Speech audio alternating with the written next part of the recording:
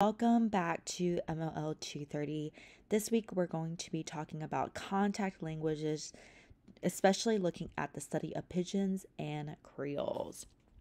So if you've been in my classes before, especially if you took MLL 190 with me, some of this might be familiar. We did talk about pidgins and creoles, but basically these languages represent the origins of language, or what happens when two cultures, two societies meet and they speak a different language, and they come together.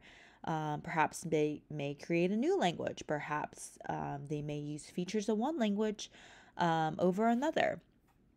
So when we talk about new languages uh, and these pidgins that are forming, we're really looking at how languages have formed somewhere between the past 500 years ago to about 150 years ago. So, of course, we know that languages have existed for far longer. We know that from the cave drawings, we know that from the tools that the early primitive ancestors would use. But as far as the actual languages that are written, we're able to see how languages have formed. Some pidgins have gone on, they've survived throughout time, and they've become creoles. Other languages are not so lucky. They probably died out, but we know of their existence because missionaries, some of them, they would write down the languages that were spoken. And those missionaries, or some of these merchants, were our early creators of this language. As far as the context of pidgins, obviously due to the Atlantic slave trade, a lot of the older pidgins are mostly in Atlantic. You'll find some younger pidgins in the Pacific. We'll focus on some of them today. So when we're talking about pidgins and creoles, really we're going to look at how they have formed throughout the context of European expansion and colonialization. So that means that from the languages that we have seen that have become creolized, and to give you a hint, a Creole is a pidgin that has been spoken, adopted by the younger generation, and spoken as a native language. But these languages had to have come from somewhere. So they normally have roots in the native languages, but also they are impacted by the Europeans who have come for maybe because of the slave trade, or because of other commercial exploits. So when we talk about pidgins,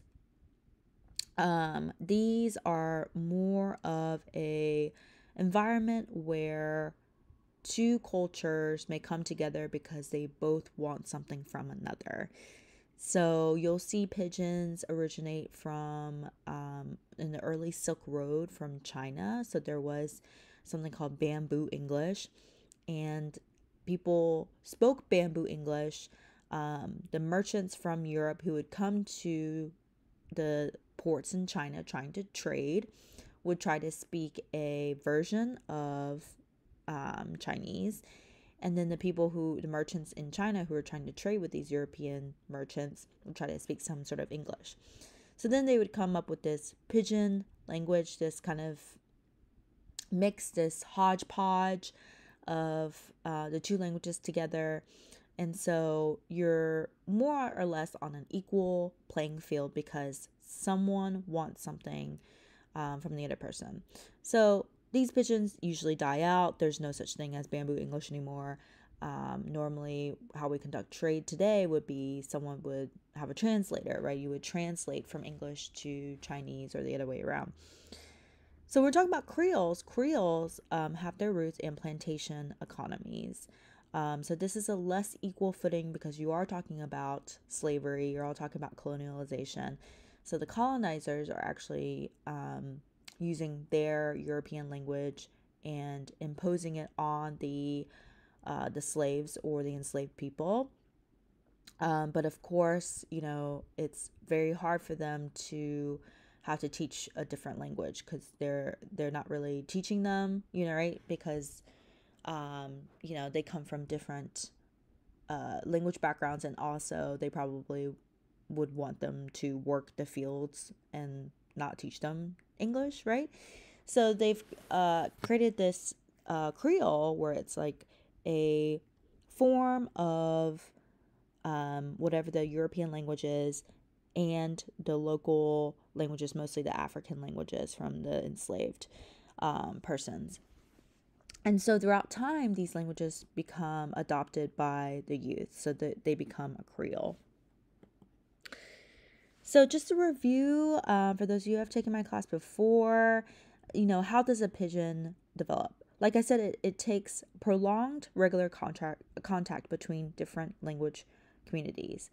I've said in previous lectures that no language happens in a vacuum, that languages happen because people are constantly talking to each other, right? You see this in the borderlands, the fronteras, right? Where you have this kind of Spanglish. Some people would argue that Spanglish is a pidgin because of this prolonged contact. That doesn't mean that it's just a one-time contact. Like, I don't go to the Netherlands and I try to speak Dutch and they try to speak English.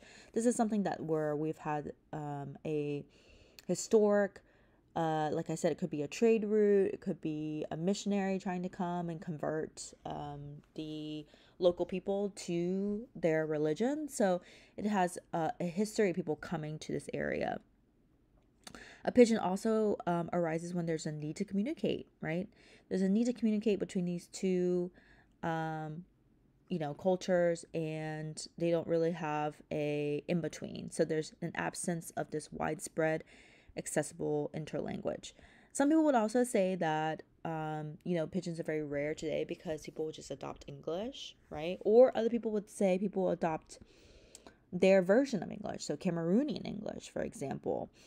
And so if you don't have this shared language or this lingua franca like you would with English, or back in the day people would speak French, then they would develop this pidgin. So these pidgins also are developed by speakers in contact who share no common language.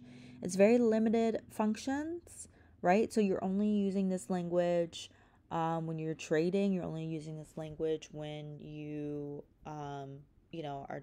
are trying to use it for a specific function.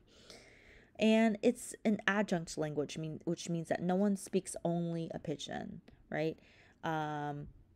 You usually are native in your local language or the European language, and then you speak pidgin kind of as an add-on.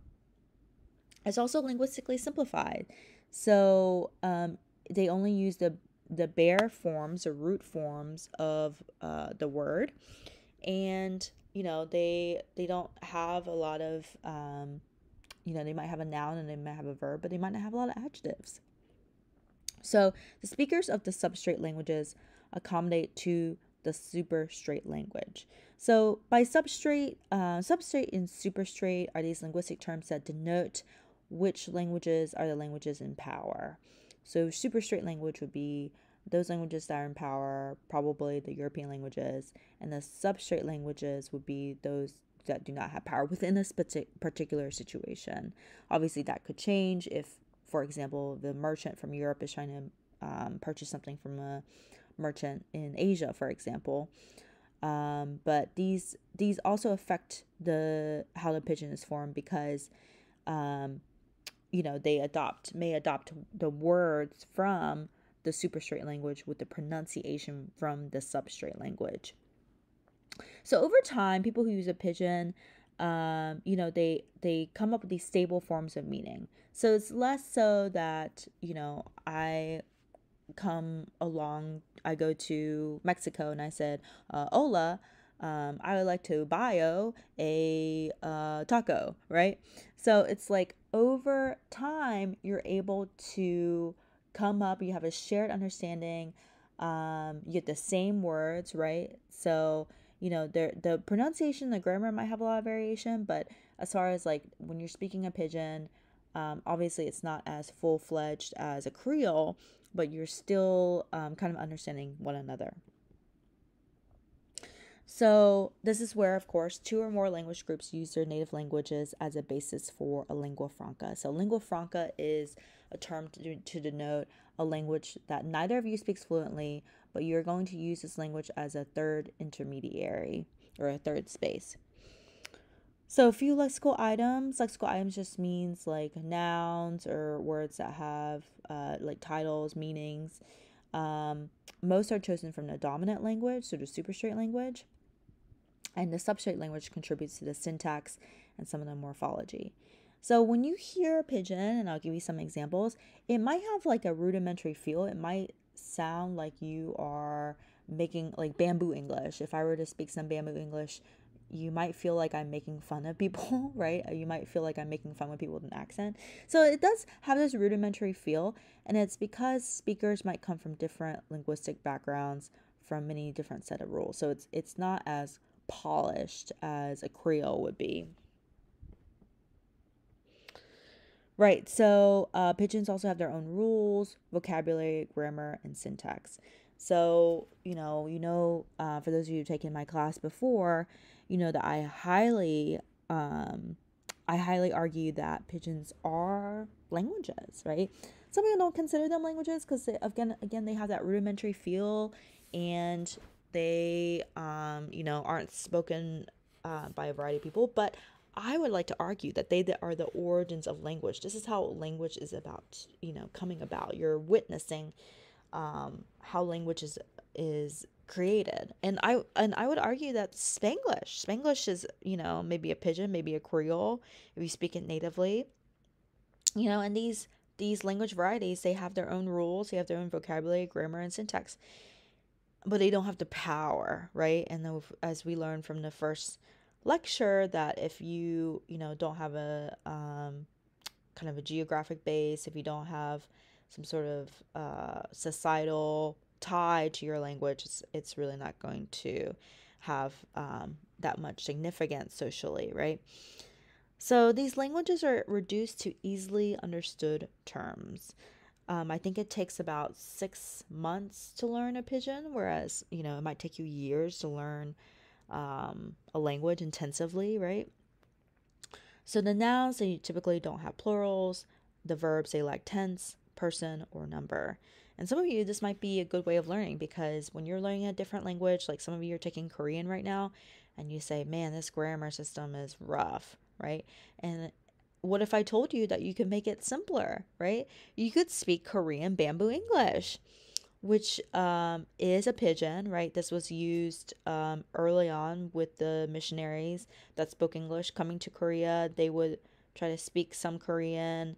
The Koreans would try to speak some English, and so they came up with this form called Korean bamboo English. Don't know why it's bamboo. Don't ask me why. I don't know why, but that's what they called it. And so they would have these really simple forms. So, for example, they would say talkie talkie. Okay, talkie. So they would say, oh, John is talkie talkie, right? So what does talkie talkie mean? It means that John is very loquacious. He likes to talk a lot. So instead of saying, hey, John likes to talk a lot, they said, John is talkie talkie. You already understand what that means, right?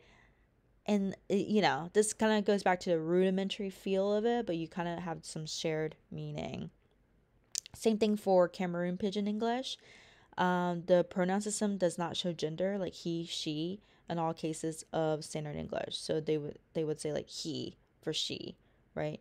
So we see this in a lot of different languages already. So another case why pidgins would be considered a language. Giving an example of a language being used, a pidgin being used in the colonial period.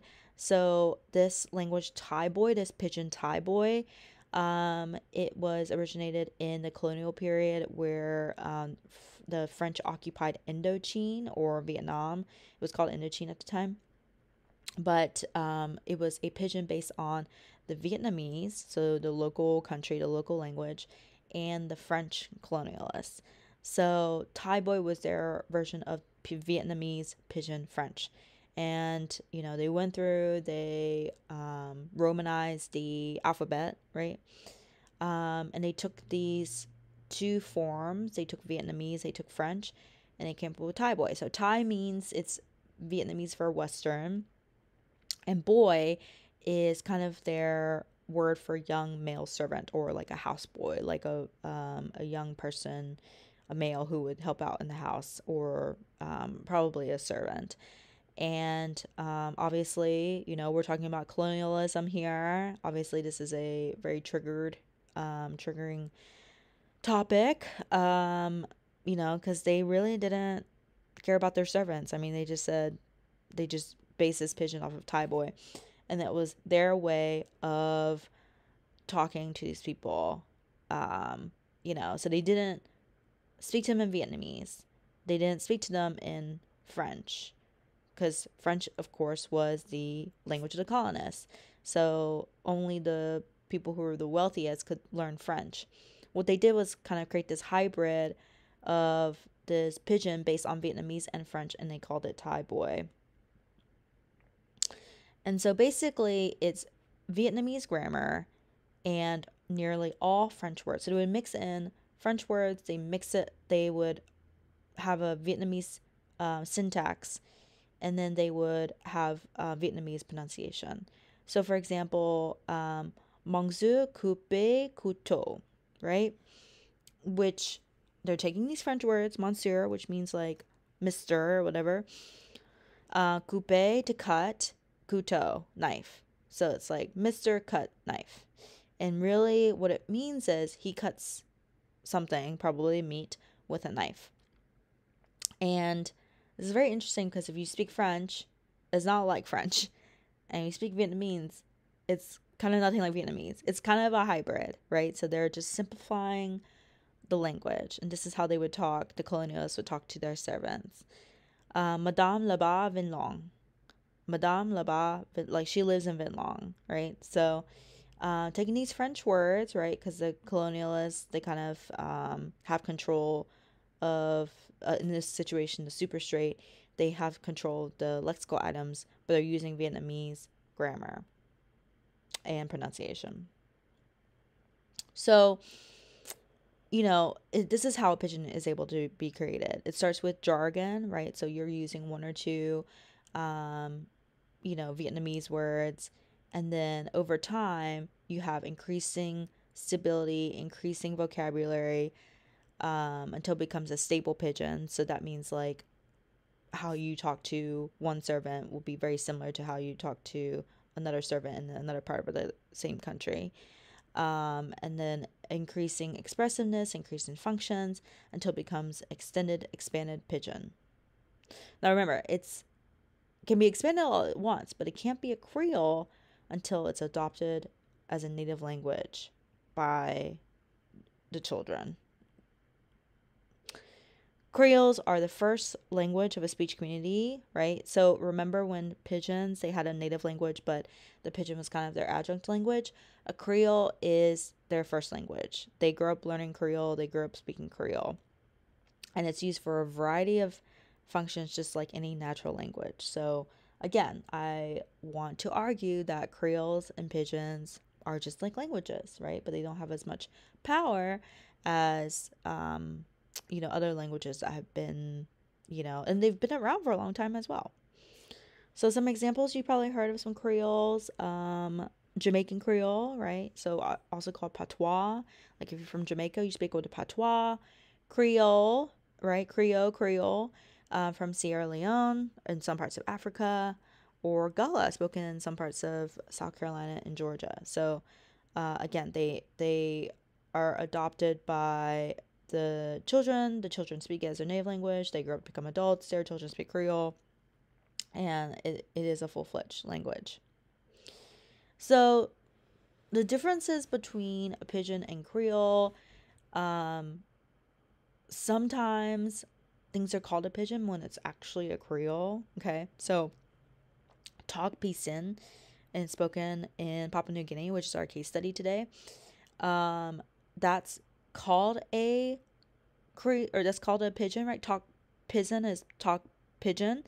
but it's actually a Creole. Same for if you heard like I speak Hawaiian Pidgin. Hawaiian Pidgin is actually Hawaiian Creole, right? So the rule of thumb is just like Creole is just a process of language acquisition. So the children, they play a role in regularizing the developing grammar.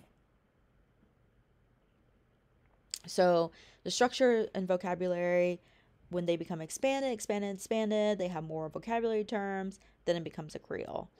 And so the Pidgins, they're usually learned as an adjunct alongside the language. But the Creoles are the language, or they're a national recognized language. They're used in all domains of life. So remember when Pidgins were kind of used in like very specific functions? Creoles are the opposite. They're used in a lot of different places. So the Creoles are far richer, more complex than the Pidgin the children heard when growing up. So children, they're very good. They're able to they're able to like understand what their parents, the language systems that their parents are using, and create a Creole from that. All right, so here are some major Pidgin and Creole languages. You can see in bold is the French-based Creole. And usually it comes from, like I said, with the colonialist languages. From Europe. So you're mostly talking about French based or English based, although there are others with other bases like Portuguese or Russian or Norwegian or Dutch. So you have, for example, some of the Haitian Creoles. It sounds a lot like French. Louisiana Creole. You have Caribbean Creoles, which are French based. Then you have others that are English based, like Guyanese. You have Bamboo English, like I said before, right? China Coast Pidgin, right, which doesn't really exist anymore. And then you have other examples like Afrikaans, Swahili, Creole Sango. So most languages I think start out as a Pidgin. It starts out as a Creole, right? Because how else do languages arise? They have to arise from these contact varieties. So some have survived, and some haven't. It just depends on the usage. So lexical items, so the words themselves. So they're very easy to trace, right? So you have one main background language, and then you have small subsets of other languages. So, for example, in Saramaccan, it's spoken in Suriname, French Guiana, the Netherlands. It's about 50% English. You can kind of, if someone speaks to you, you can kind of understand, like, if you're an English speaker, you can understand about 50%, where it has, like, probably a few words in Portuguese, a few words from the African language, Twi, Fon, Kikongo, spoken. Chinook jargon. This was used with the early fur traders in the Pacific Northwest. So you have these Native American languages with a little bit of French, with a little bit of English, kind of thrown in. So as you can see, right, the Atlantic slave trade was something that was very, very popular in the as early as the 16th century. So you can see that, for most of the Atlantic, the Pidgins and Creoles that were developed were used by the slave owners, right? Because they wanted to communicate with their slaves and slave people, but obviously they weren't going to learn their languages. So what they did was they created this type of Pidgin. So you can kind of see where the roots are, right? If you compare this last chart with the slave trade, you can see where the roots of the languages have originated from, and where they moved to. And then they created a Pidgin. So, and we know that obviously from the memoirs. So the slave ship, they would they were very meticulous on how many slaves they had on a ship and where they came from and where they docked and how many people died on the ship. So they're able to document exactly where these pigeons and creoles originated from. Also, this also within the plantation, there's different roles for the different slaves. Just another way that they're able to retain their hegemony. They said, okay, well, you're going to be the slave that works in the house, a domestic slave, versus someone who works in the field. And so, depending on your class system, the status and power that you have, right, and the amount of linguistic interaction that you have with the white owning slave owners, then you might have a different sort of language that you would use with them. And don't forget, like with the slave trade, um, like I mentioned in Cameroon, in Africa, there were a lot of different tribes, and each tribe kind of spoke their own language. So when they came over here, it's not like they all spoke one African language as well. So even within the slaves themselves, there was a divide linguistically where they couldn't all understand each other. And this has probably benefited the slave owners because they didn't want their slaves to be able to communicate with each other. So, why was the vocabulary taken from the colonizers' language, like English or French, rather than one of the vernaculars? Kind of what I said earlier, prestige. The colonized language has the power, the centrality. So instead of integrating all of these African languages, they try to push English. The colonized language is equally alien, right? It's the only language that none of the slaves speak, so it's kind of like a way for them to push this as the esteemed variety. And then also it's the lingua franca, so it's the language that they use in order to communicate. It's kind of like how I'm trying to describe lingua franca. It's kind of like how in UMBC there's lots of international folks, and you might be an international student listening to this. But you might meet someone, you might be from a country that speaks Arabic, Lebanon, for example, and you might meet someone from, another country that speaks Arabic, Morocco, and you might speak English. You might, even though both of you speak your own versions of Arabic, you might decide to speak English as a lingua franca, just because this is kind of like the language that, that's alien to all of you, that you're all, it's kind of like the equal language. It's but in this case, because we are talking about colonization, it's more about power. Okay, so let's talk about Papua New Guinea. I mentioned Papua New Guinea at the very beginning of the class because it is just a fascinating place where 700 languages are spoken. It's very diverse. It's diverse geographically. So let's talk about the Pidgin / Creole, right, that they speak. So talking about Oceania is huge. Oceania has all these islands. You have the Micronesian Islands, you have the Melanesia Islands, the Polynesian Islands, the Australasia Islands, and some of them have different roots, and some of them are related, and some of them are not. Linguistically, there might be different. So when we're talking about like Australia, Australasia, that has Australia, New Zealand.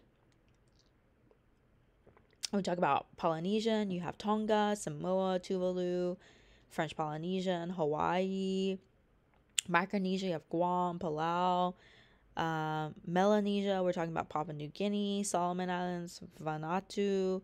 And then West Papua is very interesting because Papua New Guinea, there's a portion of Papua that is actually owned by Indonesia. It's actually, it's controlled by the Indonesian government, which is very interesting. Has a long history of war, I think, and people in West Papua kind of want independence, but very interesting to read about. So here are the language families. So Australian, they kind of have their own language variety.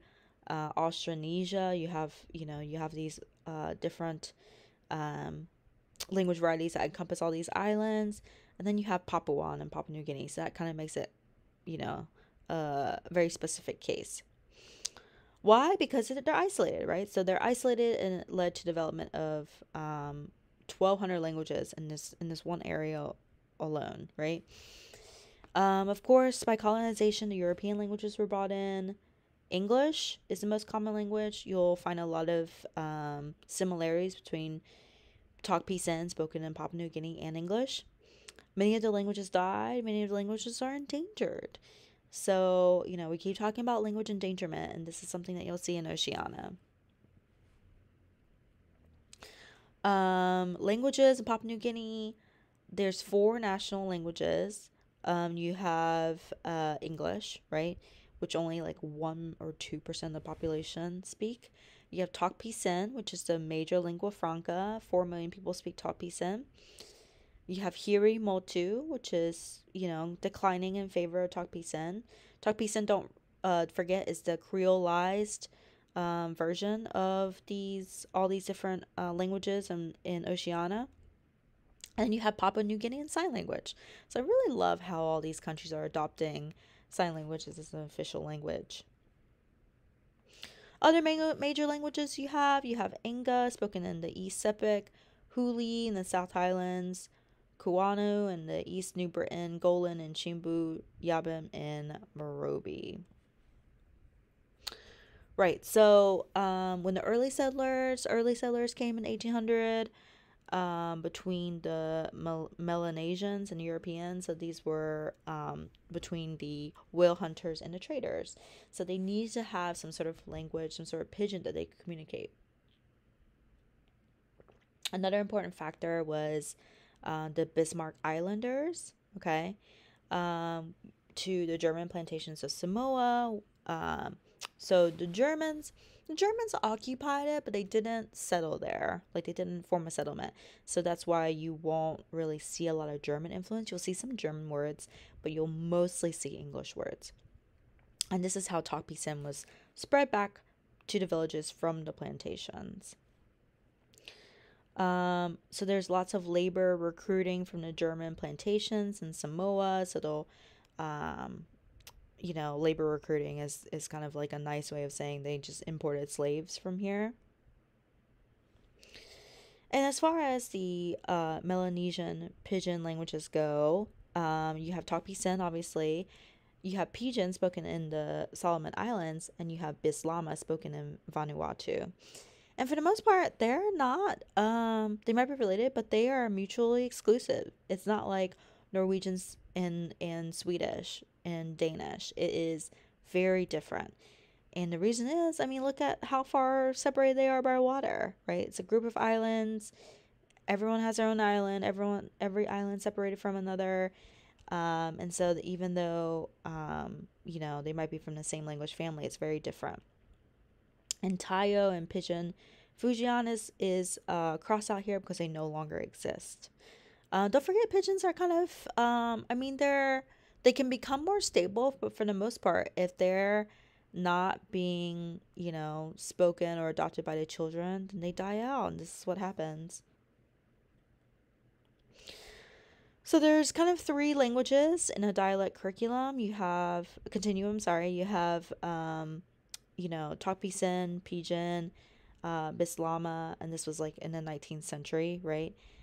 So this Pidgin English, of course, it's very different now, but it kind of developed into 3 different dialects in the 19th century. But with World War II, with all this, because I think it was the general who like island hopped around this area, and that's how we're able to kind of win the war against Japan.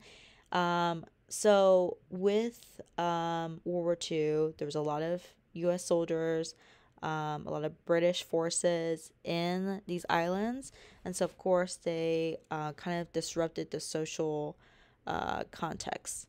So you have the contact with the English, you have standardization interrupted, so they aren't really standardizing the languages. But Tok Pisin kind of becomes a lingua franca of the Allies. So the Allies are going to come and they, kind of liberate these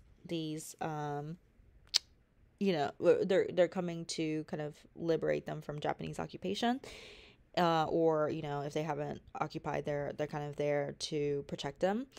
And then Tok Pisin, because this is kind of the pidgin languages that they're using, the English people are using, it becomes a language of liberation and self-assertion. So don't forget our last lecture, we talked about language ideologies, right? So languages are constantly being associated with an ideology. So if you're a US soldier, a British soldier, coming in and you're protecting, quote unquote, I'm using it in quotes, like protecting, this place from possible invasion, and you're using this language to communicate with the locals, then it becomes a lingua franca, it becomes something that is valued, it becomes something that's celebrated.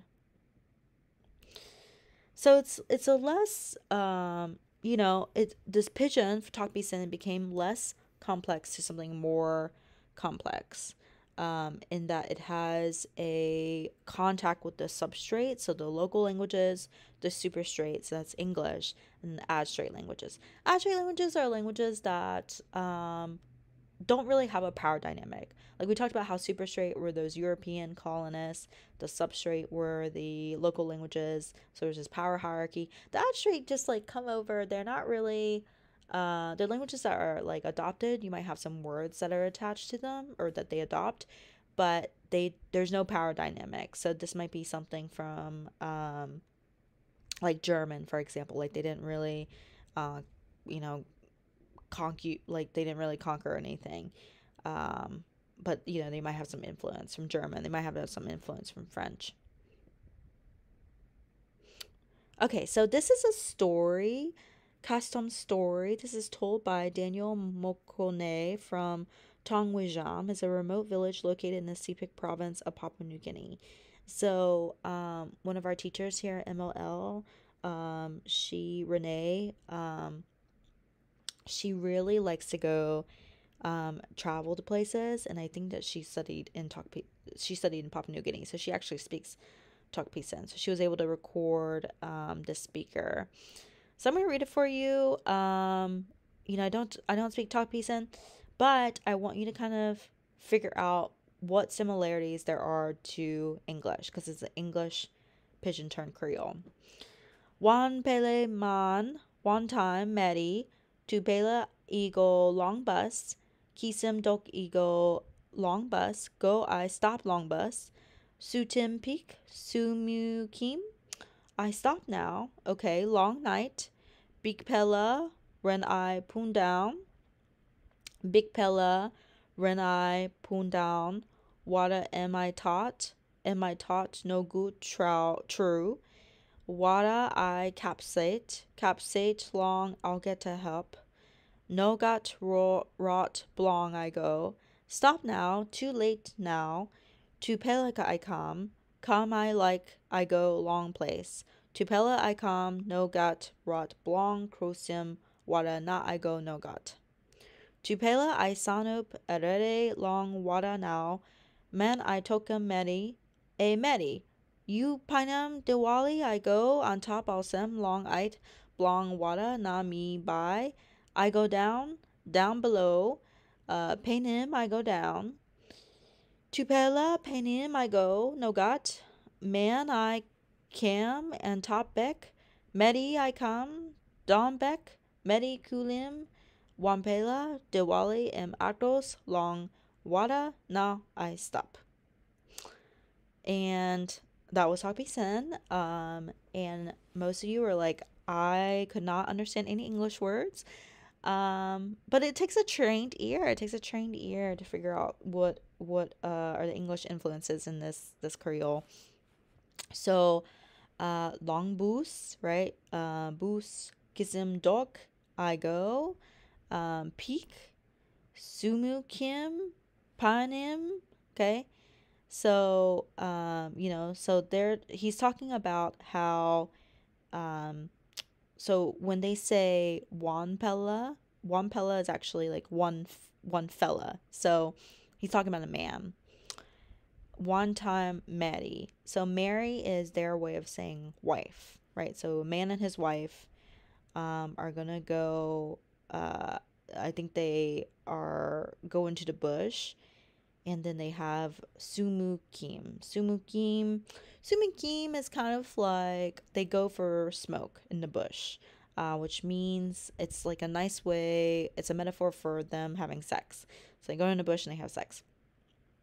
Um, so yeah, it's very difficult if you kind of don't understand the local languages, right? Because they're kind of a mixture of both. Um, the morphology you see here, pella is fella, right? So anytime you have a p, it's a f sound. Im, tokim, panim. Im just is like a marker that it's a verb, right? So sutim is a verb. Tokim is a verb.